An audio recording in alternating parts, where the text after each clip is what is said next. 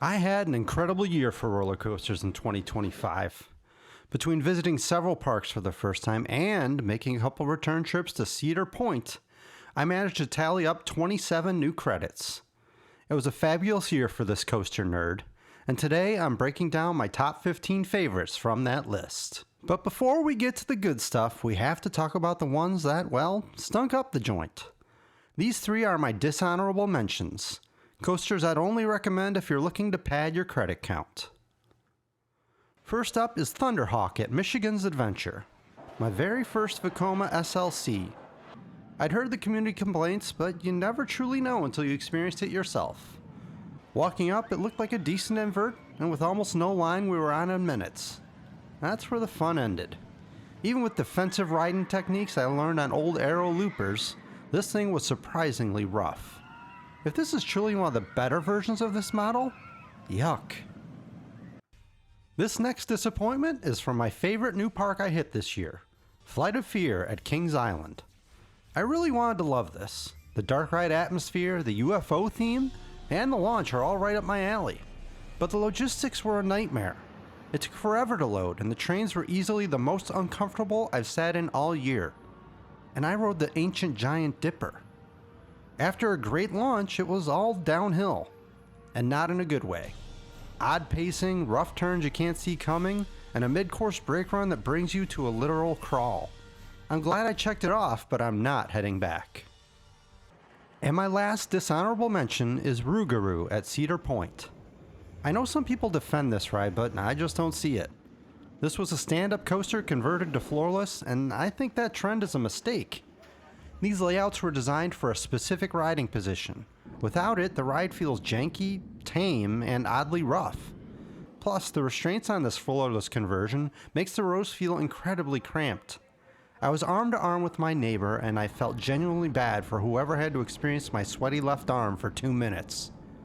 Cedar Point should retire this and reclaim the space. But enough complaining. Let's get to the good stuff. At 15, I have Matterhorn bobsleds in Disneyland, California. There isn't anything particularly thrilling about this ride, and it certainly doesn't do anything you haven't seen before. It was built in 1959 after all. But like Disney often does, there's just something that sets this apart from the older generic coasters you see at other parks.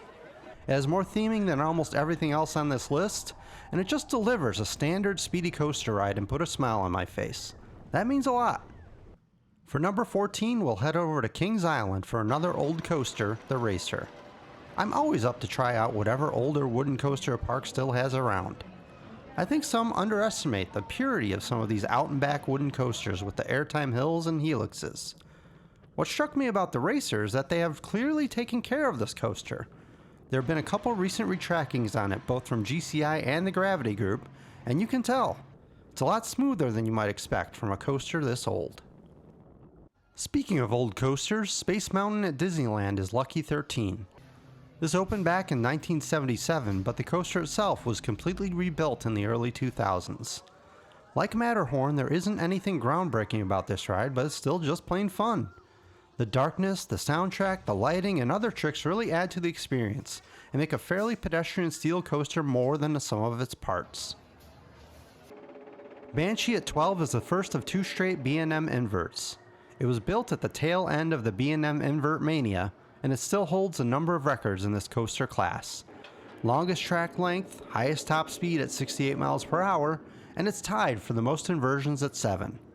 I grew up with the original Batman at Six Flags Great America, and that model is all about whippiness and fast transitions. Everything on Banshee feels elongated and more drawn out, but it still maintains strong pacing throughout with no real lulls. So why so low? Well, every list like this is subjective, and in my case I've ridden so many of these coasters that they don't excite me like they used to. They are like the vanilla ice cream of the coaster world. It's usually pretty good, but rarely special. Flight Deck at California's Great America comes in at number 11. Where Banshee is one of the newer models of this coaster, Flight Deck goes all the way back to 1993, and it was the second invert built after the aforementioned OG Batman at Six Flags Great America. While it was a very early version, it is not a Batman clone. Paramount, which owned the park at the time, commissioned a unique layout for their version of the invert which still stands today. It's gone through some iterations as it was originally branded Top Gun. So why do I like this better than Banshee with all its records? It's the layout. It has the snappier feel I'm used to in these models, but does it in a unique way. It's also one of the only coasters I have ever grayed out on due to the positive G's it dishes out. And lastly, it has a fantastic section with a smooth bank turn right over the water next to the ride. Now we move into the top 10 with Cedar Point's dive coaster, Valravn. Due to the release of Wrath of Rakshasa in my home park this year, which we will get to a little later, 2025 was the first time I rode a dive coaster. I believe the dive aspect is a little bit of a gimmick. Now maybe it works better if you have deep-seated fear of drops on roller coasters, but for someone who loves that drop, the anticipation didn't do as much for me. And there's another coaster we'll get to that does that far better. One thing I will say about the dive on Valravn is that you do get an amazing view from up there. It is a strong first drop, and I love the sweeping Inmelman right after. I'm also a big fan of most inversions on dive coasters. Maybe it's due to the inherent B&M smoothness, but I particularly love the zero-G rolls that they always seem to incorporate. Coming in at number 9, we head back to California's Great America and the original RMC Raptor Railblazer. This was one of 2 prototype RMC Raptor models that opened back in 2018. The other being Wonder Woman over at Six Flags Fiesta, Texas. I loved the sleek look of this coaster and its single bright orange rail. This was the coaster I was most excited to ride at GA in Santa Clara, as I had never been on a single rail coaster before. The layout and the view of the coaster from off-ride looks fabulous. It looks fast, it looks whippy, and the inversions look smooth. So how did it ride? Well, that first drop isn't big, but the wide open feeling from the single file trains made it more than impactful. And once that drop starts, the ride does not quit. The airtime on this ride feels great, and after that initial drop it moves right into a fabulous dive loop inversion. Every element on this ride feels stacked right on top of the element before. And though the drops aren't huge, the way the train flies into and out of them makes them feel far better than you expect. I would rank this quite a bit higher, but I had some serious issues that held me back. First, the operations on this single rail train with a capacity of 8 riders is horrible. Don't let a short-looking line fool you. It will take a while to get in, fast pass or not. The other major issue for me is that I found the seating position in these trains uncomfortable for me, so I wouldn't want to ride it again and again. I'll have to try another single rail in the future to see if this is better on any other model. Now back to Kings Island for my number 8 and another classic Woody, the Beast. Now I first rode this because I considered it a rite of passage as a coaster nerd. I had to ride this to see for myself. But I also knew quite well that this was an old Woody built in 1979, and therefore I had low expectations about how smooth of a ride it would be. Now I wasn't wrong about the smoothness. It is an old wooden coaster, so it has moments of roughness, but Kings Island has kept up on maintenance and retracked about 20% of the ride in the last few years, including some work from the Gravity Group. But what I wasn't prepared for is how out of control this coaster feels at times. And that's exactly what I'm looking for in a wooden roller coaster. Diving into some of the tunnels on this coaster feels like it's about to just fly off the track entirely, and I loved it. And the huge helixes at the ending are top notch for such an old coaster. Now, being the educated coaster nerd that I am, I knew about the fabled night ride, and did manage to ride it in the black of night in August. Those tunnels with the train screaming through them in total darkness are something not to be missed. The rumors are true, you must ride this at night. For my number 7, we're going back to California for another great Woody, Gold Striker. In case you didn't figure it out already, I do really enjoy wooden coasters. My first major roller coaster was on the American Eagle at Six Flags Great America, and since then I've always been a fan of giant wooden coasters. Now, Gold Striker is not a classic Woody, but a modern model from GCI that opened in 2013. Interestingly, they had to add extra tunnels to this ride due to noise complaints from neighbors. Seriously. Gold Striker uses GCI's fabulous Millennium Flyer trains that allow for maneuverability you don't usually get in wooden coasters, and Gold Striker takes full advantage of that with relentless back and forth turns throughout. And where the Beast was the long haul of Woodies going far out and back, Gold Striker is much more compact but with dynamic movements thanks to those trains. And also, like most modern wooden coasters, there is none of that typical roughness you might expect from any non-steel coaster. Now, this is the last ride I'll list from California's Great America, and this park is likely closing in the near future.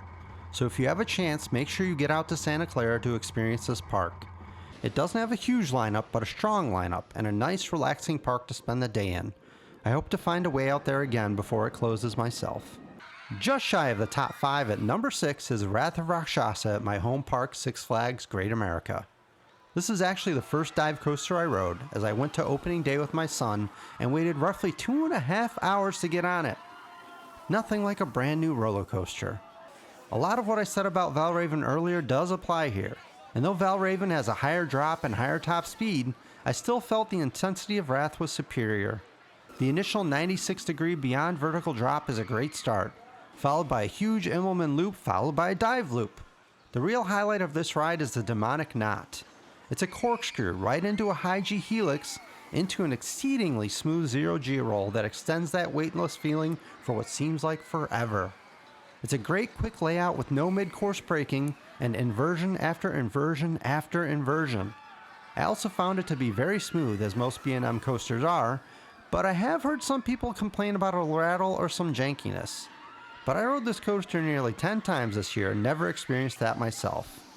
This was a great addition to an already great lineup at Six Flags Great America. Kicking off the top 5 is Top Thrill 2 at Cedar Point.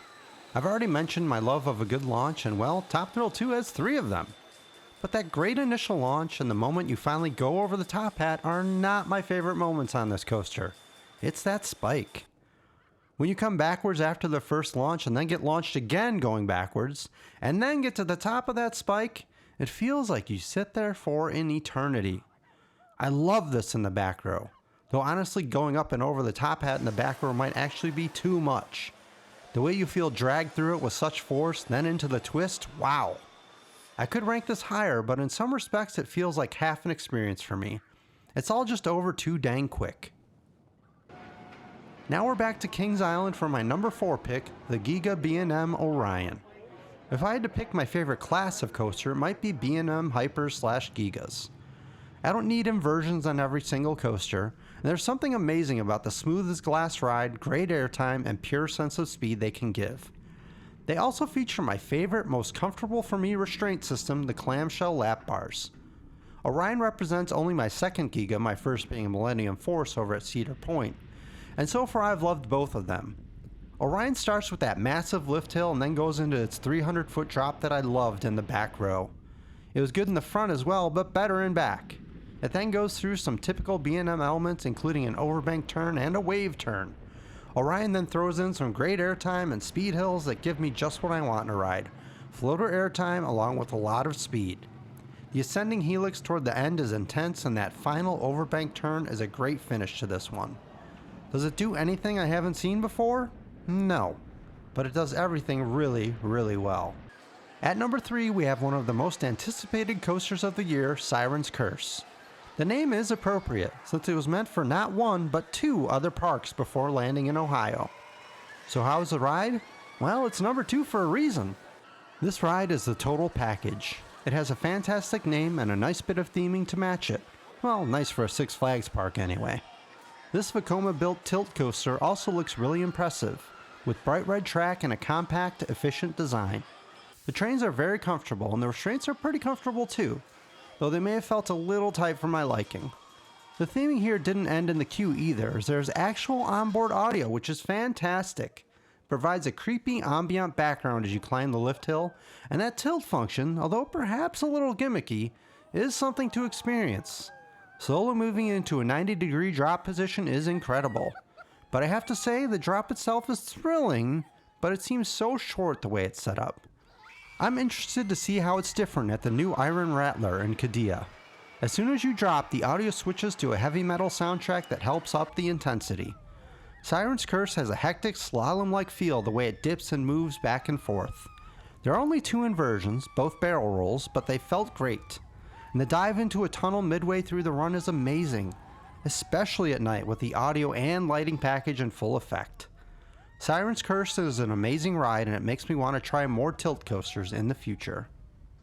We're down to the top 2, and spoiler alert, they are both at Kings Island, which is probably my favorite park I visited last year.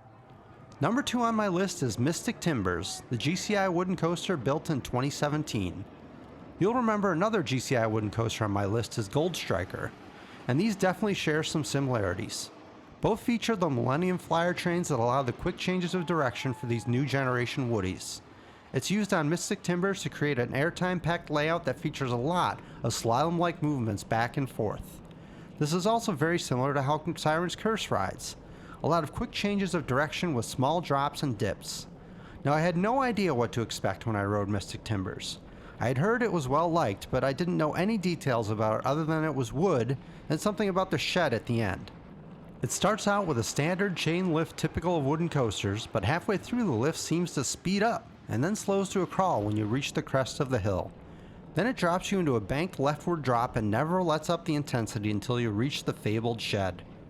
This ride constantly oscillates between speedy airtime hills followed by twisty quick banks to one side or the other, then airtime, then a bank, then airtime, and so on.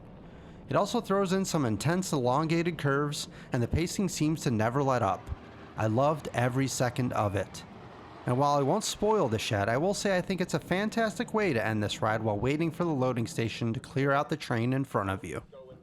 And my favorite new to me roller coaster of 25 is, and if you kept track of what I've listed already, you should know, the B&M Hyper Diamondback. I love these B&M Hypers and Gigas with the wide open trains and those incredibly comfortable clamshell restraints.